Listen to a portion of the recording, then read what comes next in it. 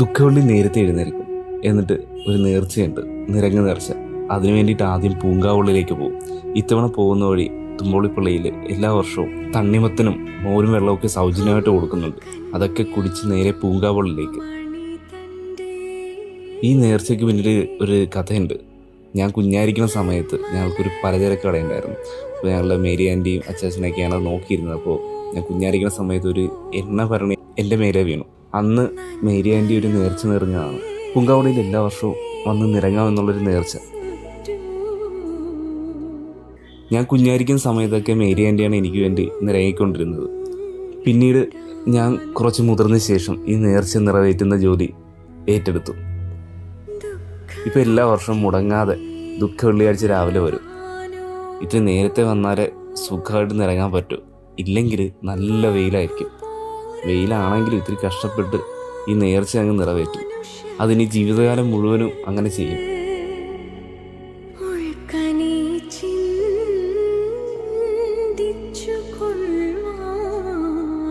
പിന്നെ ഈ നേർച്ച നിറവേറ്റാൻ വന്നു കഴിഞ്ഞാൽ പൂങ്കാവളിയിൽ നിന്ന് ഞങ്ങളെല്ലാവരും മോരും വെള്ളവും സർബത്തും ഇതെല്ലാം സൗജന്യമായിട്ട് ഇവിടെ കിട്ടും.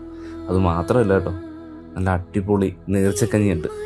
അതെല്ലാം കഴിച്ച ശേഷം കുറച്ച് നേർച്ചക്കഞ്ഞിയൊക്കെ ഞങ്ങൾ വാങ്ങി വീട്ടിലേക്ക് കൊണ്ടുപോകും. ഇത്തവണ അന്നക്കുട്ടി പൂങ്കാവള്ളി വന്നിട്ട് ഒരു 5-6 ഗ്ലാസ് മോരും വെള്ളം കുടിച്ചു. ആൾ ഓടി നടന്ന് കുടിക്കുകയായിരുന്നു. അതുകൊണ്ട് നേർച്ചക്കഞ്ഞി ആൾ സ്വൽപ്പേ കുടിച്ചുള്ളൂ.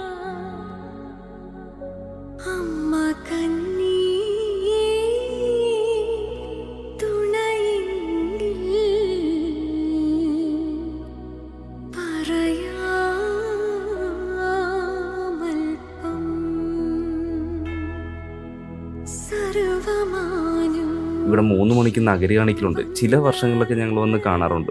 പക്ഷേ എങ്കിലും ഞങ്ങൾ കൂടുതലും സ്വന്തം ഇടവകയായ ഞങ്ങളുടെ തുമ്പോളിപ്പള്ളിയിലാണ് നഗരി കാണിക്കലും മറ്റും എല്ലാം കൂടുന്നത്. അതിൻ്റെ കാരണം എന്താണെന്ന് വെച്ച് കഴിഞ്ഞാൽ ഇവിടെ ഒരു നേർച്ചയുണ്ട്. അതെൻ്റെ അച്ചാച്ചന് ഉള്ളൊരു നേർച്ചയാണ്. അച്ചാച്ചൻ്റെ കാലിന് പണ്ട് വയ്യാതെ വന്ന സമയത്ത് ഇവിടെ പൂവെറിയാനായിട്ട് ഒരു നേർച്ച നേർന്നിട്ടുണ്ടായിരുന്നു. അപ്പോൾ അത് എൻ്റെ ഓർമ്മ വെച്ച കാലം മുതൽ അച്ചാച്ചനത് ചെയ്യുന്നുണ്ട്. ഇപ്പോൾ ഞങ്ങളും അത് കൂടെ ചേർന്ന് പൂവെറിയാറുണ്ട്. വീട്ടിലെ കുട്ടികളെല്ലാവരും തന്നെ ദുഃഖവെള്ളിക്ക് കാത്തിരിക്കും. അതെന്തിനാണെന്നറിയാമോ? പൂവെറിയാൻ വേണ്ടിയിട്ട്. അവർക്കതൊരു ഹരമാണ്.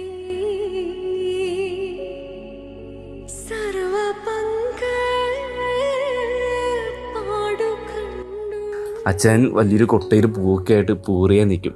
പക്ഷെ ഞങ്ങൾ കൂടെ നിന്ന് കഴിഞ്ഞാൽ മിക്കപ്പോഴും കിട്ടാറില്ല. കാര്യം മിക്ക ആളുകളും വന്ന് അച്ഛൻ്റെ കയ്യിൽ നിന്ന് പൂ മേടിച്ചാണ് എറിയുന്നത്. അപ്പം അതുകൊണ്ട് ഞങ്ങൾ കുറച്ച് വർഷമായിട്ട് ഞങ്ങൾ സെപ്പറേറ്റ് കുറച്ച് പൂവെടുത്തിട്ട് കുറച്ച് കിറ്റിലൊക്കെ കൊണ്ടുപോയി അങ്ങനെ ഞങ്ങൾ മാറി നിന്ന് സ്വസ്ഥമായിട്ട് പൂവെറിയാറുണ്ട്.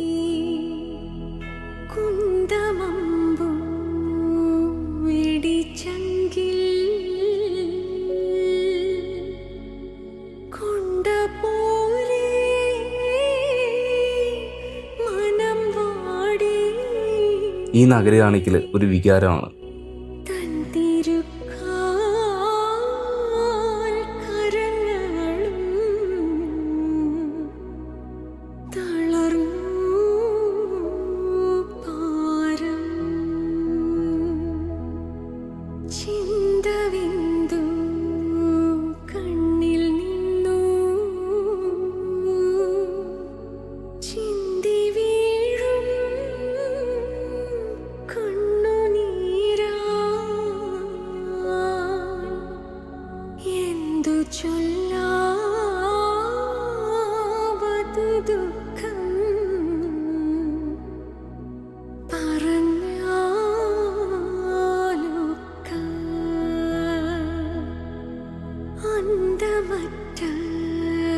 സർവനാഥൻ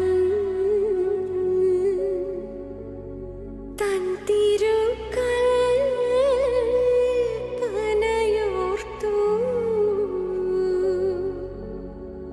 ചിന്തയൊട്ടങ്ങുറപ്പിച്ചു തുടങ്ങി ദുഃഖം. എൻ മകനേ നിർമ്മലനേ നന്മയെങ്ങും നിറഞ്ഞോനേ ജന്മദോഷത്തിൻ്റെ ഭാരം ഒഴിച്ചോ പുത്ര. പണ്ടു മുന്നോർ കടം കൊണ്ടു കൂട്ടിയതു ഇപ്പോൾ നഗരി കാണിക്കലൊക്കെ കഴിയും. ഇപ്പോൾ പൂവൊക്കെ എറിഞ്ഞ് അതിനുശേഷം കബറടക്കമൊക്കെ കഴിഞ്ഞ് വീട്ടിൽ പോയി കിടന്നുറങ്ങും. മകനായി